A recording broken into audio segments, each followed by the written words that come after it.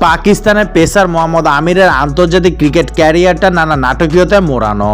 অসাধারণ প্রতিভা নিয়ে ক্যারিয়ার শুরুর পর ম্যাচ ফিক্সিংয়ের মতো অভিশপ্ত ঘটনা সব উলটপালট করে দেয়। সেখান থেকে ক্রিকেটে ফেরার পর আচমকা অবসর, 2024 টি-20 বিশ্বকাপের জন্য ফের জাতীয় দলে ফেরা এবং এরপর আবারও অবসর নেন এই তারকা। তার দ্বিতীয়বার অবসরের ঘোষণায় সবাইকে চমকে দিয়েছিল, যার ব্যাখ্যা দিলেন আমির। বর্তমানে চলমান পাকিস্তান সুপার লিগ পিএসএল এ কোয়েটা গ্ল্যাডিয়েটর্সের হয়ে খেলছে এই পাক পেসার। তারই এক ফাঁকে নিজের আন্তর্জাতিক ক্রিকেট থেকে অবসরের নানা প্রসঙ্গের কথা বলেছে স্থানীয় গণমাধ্যমের সঙ্গে।